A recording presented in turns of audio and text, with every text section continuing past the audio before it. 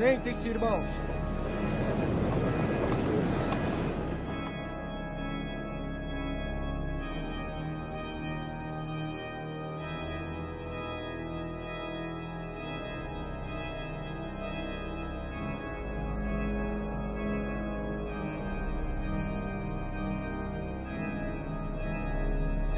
Venha até o altar.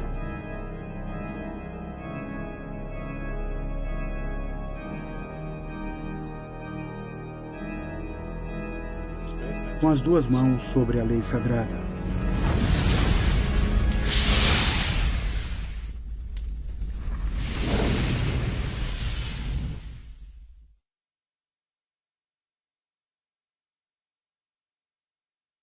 Prezados amigos, o casamento da maçonaria com as grandes denominações evangélicas brasileiras é um assunto que voltou com muita força quando um site evangélico publicou que a Convenção Batista Brasileira foi fundada pela maçonaria e que a Igreja Presbiteriana do Brasil também teve e tem até hoje forte ligação com a Irmandade Maçônica.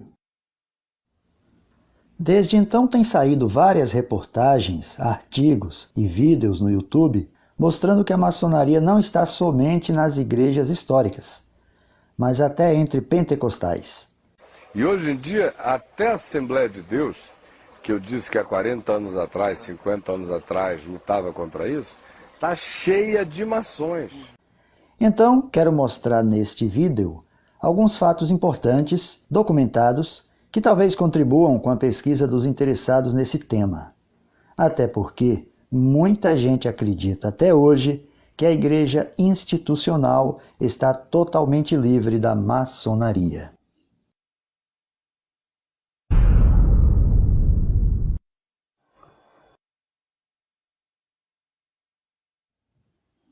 Este vídeo não tem a intenção de combater a maçonaria e muito menos defendê-la, mas somente sustentar a ideia de que toda sociedade secreta, por mais organizada e filantrópica que demonstre ser, é considerada, pela maioria dos cristãos, incompatível com os princípios do cristianismo bíblico. Para o Instituto Cristão de Pesquisas, o ICP, a maçonaria é definitivamente uma religião, embora isso seja negado por grande parte dos maçons.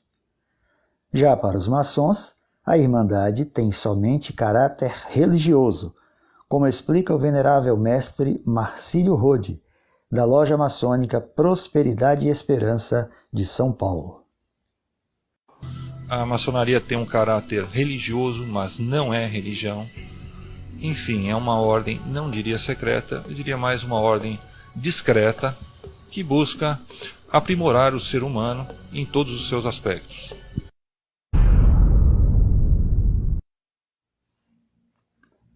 A maçonaria tradicional é uma fraternidade com ritos iniciáticos, fundada na Europa há alguns séculos, mas sem datação precisa.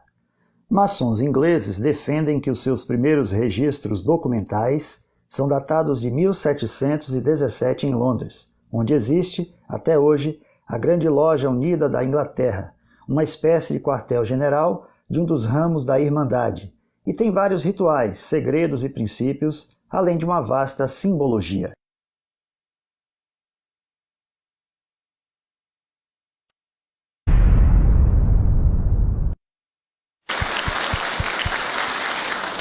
Muito obrigado, meus irmãos. General, o senhor está com a palavra. Fale de onde bem lhe aprover, por favor. Vai falar de baixo, você projetado lá. Quão bom é estar entre os irmãos.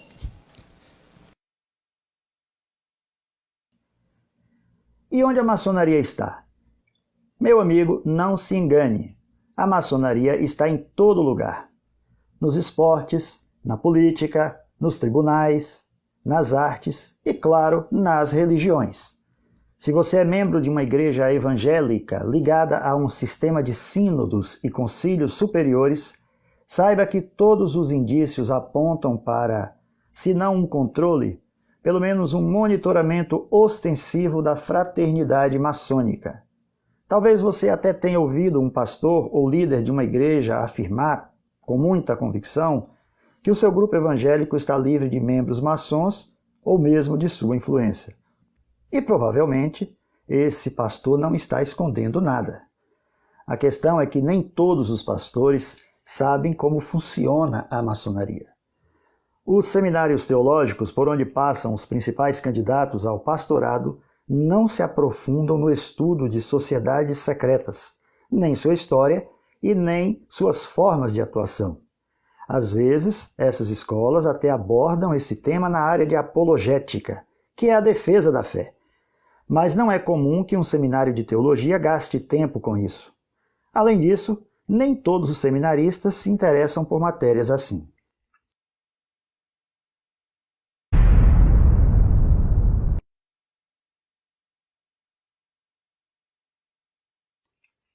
Se você quiser conceituar a maçonaria com poucas palavras, talvez a melhor frase seja: o olho que tudo vê. Esta é uma frase muito usada na maçonaria e tem a ver com um de seus mais conhecidos símbolos, a pirâmide maçônica. Esse símbolo é bem conhecido por aparecer na nota de $1 americano. Vamos conhecer um pouco mais essa pirâmide. Observe essa imagem. Abaixo você vê uma flâmula com uma inscrição em latim, que numa tradução livre para o português seria Nova Ordem Mundial. A pirâmide está destacada em vermelho para manter o padrão do vídeo. Sempre que o sistema maçônico for ilustrado com uma pirâmide, ela estará em vermelho para facilitar a compreensão. Perceba que o topo da pirâmide é independente da base, indicando a supremacia de quem manda em um sistema piramidal maçônico. No corpo da pirâmide, os tijolos são iguais.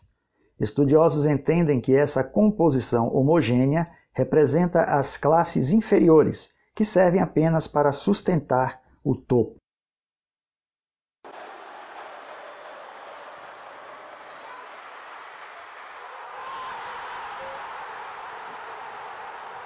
Apenas por uma questão didática, veja como funciona o sistema esportivo, mais especificamente no futebol. Quem torce para um time do futebol brasileiro dificilmente se dá conta que o seu clube não é tão forte e independente como imagina. Na verdade, cada clube é só uma peça no sistema do futebol. Todos eles estão submissos a uma federação estadual que comanda cada campeonato, cada disputa e, naturalmente, define as taxas que serão cobradas. Um sistema com moldes maçônicos bem montado, seja no âmbito esportivo, financeiro ou religioso, só funciona se houver submissão da massa controlada e um mecanismo contínuo de arrecadação. Ou seja, o topo da pirâmide toma as decisões e a base da pirâmide paga as cotas para o funcionamento. Veja uma explicação bem prática extraída do documentário da Netflix sobre a maçonaria. Este é o grande templo da maçonaria na Inglaterra. Ele é do mesmo tamanho do estádio Twickenham de rugby. O venerável mestre Jonathan Spence é maçom desde 1982. A maçonaria é uma organização secular que encoraja seus membros a se tornarem os melhores da sua comunidade usando o ritual. E a metáfora usada para isso é a construção. Quando você constrói alguma coisa, você melhora conforme passa pela vida.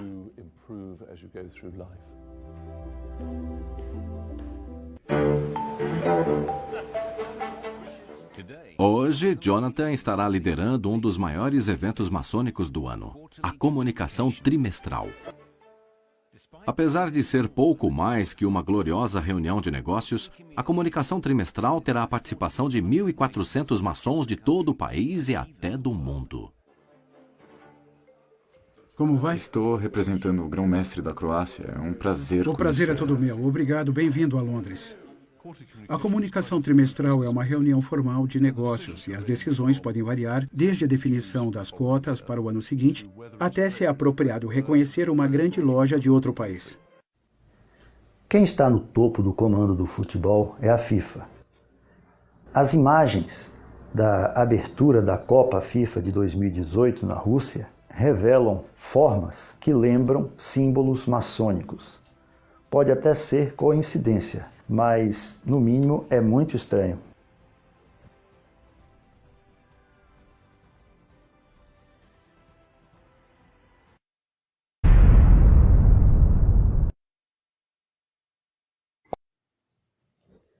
Como a maçonaria é uma fraternidade que preza pelos valores morais e pela ordem social, a sua atuação é muito ampla. Sendo assim, quero citar 3 organizações fundadas por maçons, ligadas à maçonaria e presentes em quase todo o mundo: o Lions Club, o Rotary Club e o Escotismo. O Lions Club Internacional é uma organização internacional de clubes de serviço cujo objetivo é promover o entendimento entre as pessoas, atender a causas humanitárias e promover trabalhos voltados a comunidades locais. Em 2015, o Lions contava com mais de 46 mil clubes locais em 200 países e quase 1,5 milhão de membros. O Rotary Internacional é uma associação de clubes de serviço cujo objetivo é unir voluntários a fim de prestar serviços humanitários, promovendo a paz em nível internacional e exaltar valores éticos, que são expressos através da prova quádrupla, que é basicamente um questionário de 4 perguntas reflexivas. Existem mais de 34 mil clubes Rotary no mundo, com cerca de 1.200.000 membros, chamados rotarianos. O Rotary também tem um rigoroso sistema de rodízio em seus cargos, impedindo assim que alguém se perpetue no comando. O governador anterior passa o bastão para o governador seguinte. Por isso a palavra Rotary, rodar, os cargos todos no mesmo dia. É coisa de Rotary. Rotary é grandioso. O escotismo foi fundado em 1907 por Robert Baden-Powell. Várias lojas maçônicas no mundo inteiro levam o seu nome. O escotismo é um movimento juvenil mundial, educacional, voluntariado, apartidário e sem fins lucrativos. A sua proposta é o desenvolvimento do jovem por meio de um sistema de valores que prioriza a honra, baseado na promessa e na lei escoteira. Quem foi criança nas décadas de 70 e 80 e que gostava de ler quadrinhos, talvez se lembre dos escoteiros mirins, um grupo de garotos liderado pelos sobrinhos do Pato Donald. Os escoteiros mirins viviam em contato com a natureza, cuidando de animais feridos, apagando focos de incêndio em bosques e florestas e fazendo casas nas árvores. Uma característica marcante dos escoteiros mirins, e que é um forte comportamento maçônico, era o seu grande empenho para receber medalhas, reconhecimento e condecorações do escotismo. Bem, o que havia por trás disso? A verdade é que esses garotos dos quadrinhos são personagens dos estúdios de Walt Disney, um maçom grau 33 que usou seu trabalho artístico para difundir os valores maçônicos. A criança ou adolescente que ingressa no escotismo é iniciada nessa atmosfera de cooperação e fraternidade, despertando assim, se for o caso, sua vocação futura para as atividades maçônicas. Tanto o escotismo quanto o Lions Club e o Rotary Internacional exaltam virtudes, valores éticos e a paz mundial. É praticamente impossível conhecer e relatar todas as atividades e influências maçônicas dentro do sistema religioso do cristianismo, mas podemos enumerar alguns pontos bem visíveis e fáceis de identificar. As 2 principais igrejas históricas do Brasil, ou pelo menos as mais conhecidas, são as igrejas batistas históricas e também a Igreja Presbiteriana do Brasil. Vamos começar pela Convenção Batista Brasileira, apontada pelos críticos como o primeiro braço da maçonaria na Igreja brasileira. Voltando ao século XIX, a Igreja Católica e os maçons estavam se desentendendo no mundo todo, e em 1884, o Papa Leão XIII condenou definitivamente a maçonaria. Nós sabemos que, historicamente, o Papa Leão XIII, ele condenou definitivamente a maçonaria e, através da sua encíclica Humanum Genus, do dia 20 de abril de 1884, determinou qual era a atitude da Igreja Católica diante da instituição maçônica.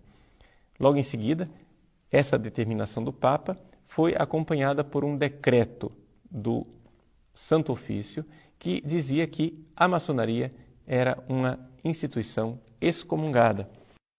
Com isso, as relações da Igreja Católica no Brasil e as lojas maçônicas ficaram mais tumultuadas. Nesse ínterim, a Missão Batista Norte-Americana estava em processo de implantação do seu trabalho missionário no Brasil. A maçonaria, forte interessada no enfraquecimento do catolicismo brasileiro, se antecipou nos Estados Unidos e, assim, os primeiros missionários batistas enviados ao Brasil eram também agentes maçônicos. William Bagby, um dos primeiros a chegar ao Brasil, além de ter sido batizado por um pastor que era maçom, foi ainda consagrado ao ministério da palavra no salão de uma loja maçônica.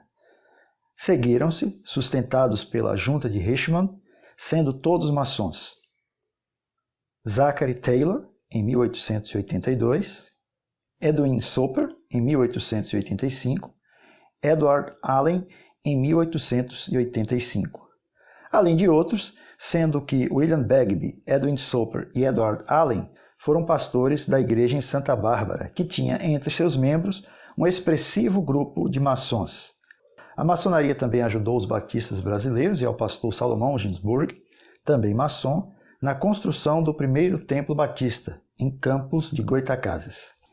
Já a Igreja Presbiteriana do Brasil, apesar de não haver qualquer registro de que o seu primeiro missionário no Brasil, Ashbel Green Simonton, tenha sido maçom, é uma igreja com mais semelhanças maçônicas que a própria Igreja Batista histórica. A sua simbiose com a sociedade secreta vem desde a concepção da própria maçonaria moderna, no século XVIII. A primeira Constituição maçônica foi publicada em 1723, de autoria do pastor presbiteriano James Anderson. Essa carta magna da maçonaria é referência histórica e inspiração para centenas de outras constituições de grandes lojas e denominações evangélicas.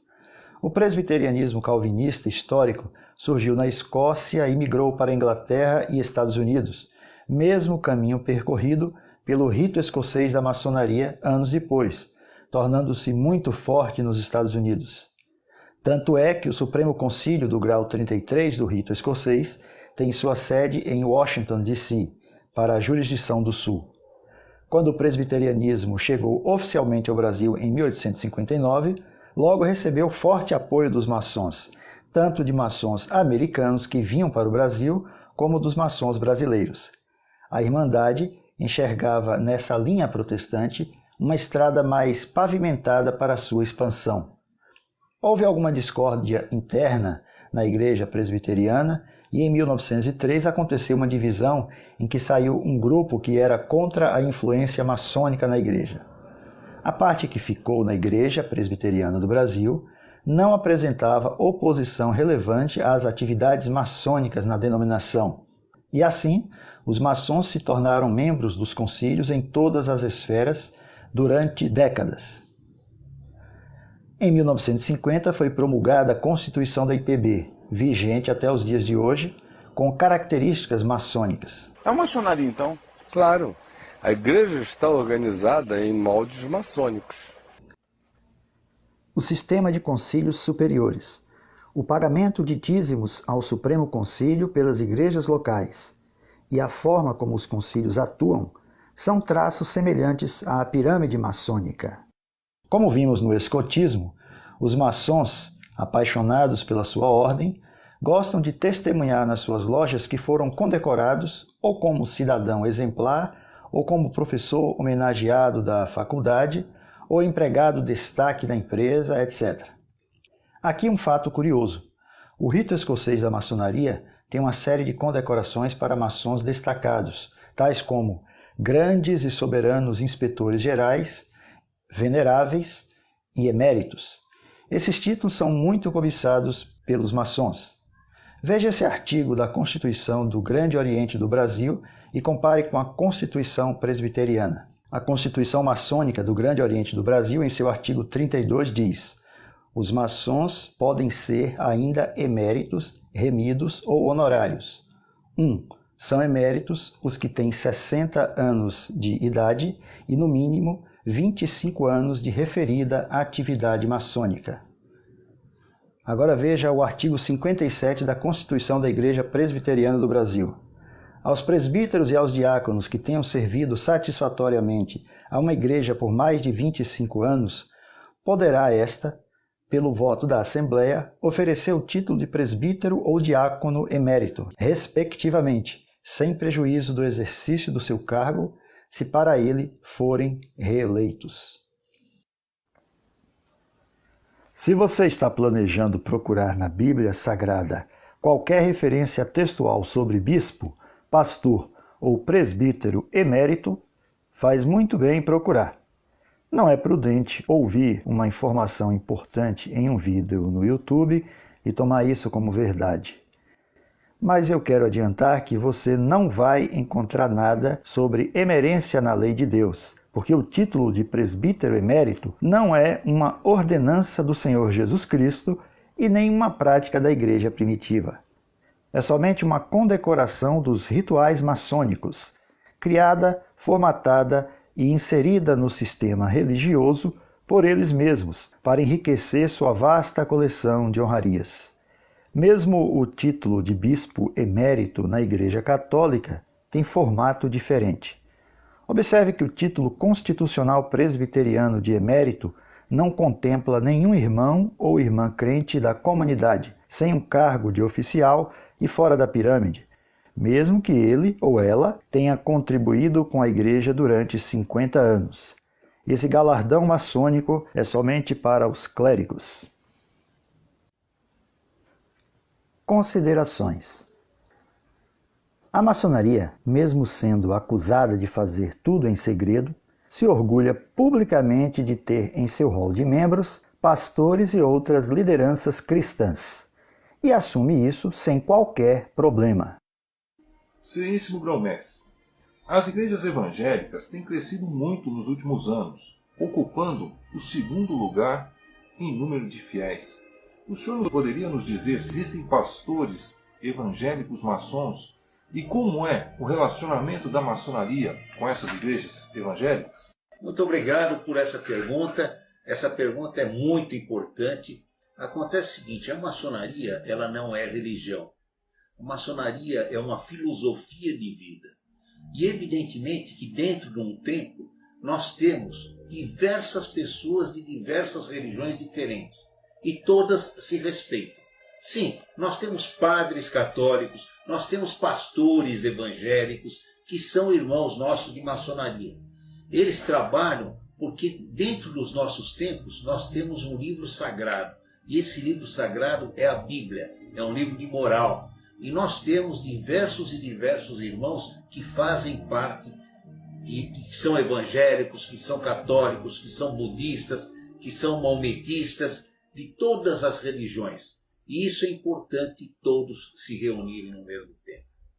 Outra coisa que eu quero deixar bem claro é que a maçonaria é a única que consegue congregar dentro de um templo todas as religiões. Mas, ao que parece, o sistema religioso, que sempre diz ser da luz, prefere não comentar nada sobre seu envolvimento com a maçonaria. É raro você ver uma igreja assumir essa relação. O Supremo Concílio da Igreja Presbiteriana do Brasil publicou em 2010 um documento dizendo: quanto à incompatibilidade com a maçonaria, o Supremo Concílio IPB 2010 resolve 1. Aprovar o documento. 2. Reafirmar a incompatibilidade das doutrinas maçônicas com a fé cristã.